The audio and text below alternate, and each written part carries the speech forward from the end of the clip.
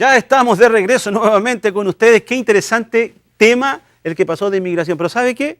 Mi siguiente invitado es asesor para laboratorios que desarrollan tratamientos para la salud de manera natural. Y de esta forma logra captar la falta de información para un problema que afecta principalmente a nosotros los hombres. Por esta razón, Eduardo de Alba decide investigar y tratar este tema como lo es la disfunción sexual. Bienvenido, Eduardo, qué placer, qué tema tan tabú. Muy tabú. Antes que nada, muchísimas gracias, Daniel, por tenernos aquí en tu programa. De verdad es un placer poder compartir con tu auditorio y compartir, obviamente, contigo esta información. Efectivamente, es un tema, yo acotaría ahí, no solamente que afecta al hombre. A través de tantos estudios hemos logrado darnos cuenta que esto es un tema que afecta al núcleo familiar. Ya te voy a explicar por qué. Es un tema muy interesante y efectivamente es un tema muy tabú, sobre todo en la sociedad nuestra, en la sociedad latina sobre todo. Efectivamente. Mira, en países europeos no hay tanta desinformación como la tenemos actualmente nosotros.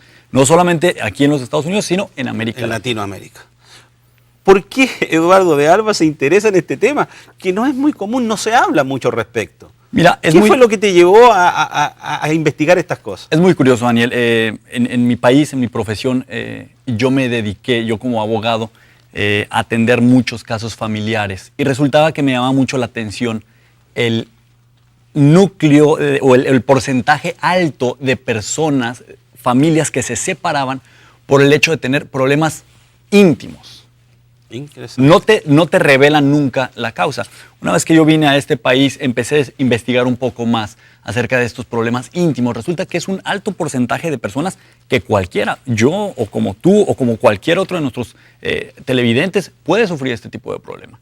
La persona piensa que tiene que estar enfermo o tiene que verse totalmente tirado en la cama para poder recurrir a un especialista. Y esto es uno de los grandes tabús que tenemos que romper. Cuéntame, aquí hay mitos que existen sobre ese tema. ¿Cuáles son esos mitos? Bueno, hay muchos mitos, Daniel. Imagínate, dicen que desde comer chile, ¿no? Bueno, en México existe un mito muy grande que dice, si comes mucho chile, te va a afectar a tu función sexual. Ya. Es un mito enorme. Otro mito es de que si tienes demasiada actividad sexual, vas a acabar, ¿no? Como si fuera a gastarte la energía. Son muchos mitos y a la vez estos mitos llevan a desinformación. Fíjate qué interesante, tú dices desgastarse. Mi abuelo siempre ha dado un consejo muy grande, él tiene 86 años, y él se siente muy como hombre, muy fuerte en esa parte. Y él decía, la parte sexual del hombre tenemos que mirarla como cuando uno lo dan a la guerra, una cajita con balas. Si yo voy a gastar las balas de uno, se me van a terminar las municiones. Entonces siempre aconsejaba, decía, todo hay que ir disparando de a poquito para que dure, para poder defenderse. Creo que es muy inteligente y en ese sentido tenemos que cuidarlo. Es un mito quizás, como dices tú, pero realmente revela en cierta forma que el hacer las cosas muy rápido también en alguna forma, del punto de vista de salud, tiene que afectar. Ahora, hay una cuestión muy importante, ya que tomas el punto de vista salud. Los excesos. Nosotros hemos encontrado que los excesos en todo, tú sabes que el exceso en alcohol daña. Los extremos son malos. Totalmente. Hay una parte muy importante en lo que es la disfunción sexual, la disfunción eréctil, que es dos problemas. Uno, el abuso hacia el cuerpo y dos, el problema psicológico. O sea, uno va aunado con otro. Normalmente, la mayoría de los casos te das cuenta que es gente que no tiene una debida alimentación, no tienen un debido ejercicio, no fuman mucho, beben mucho.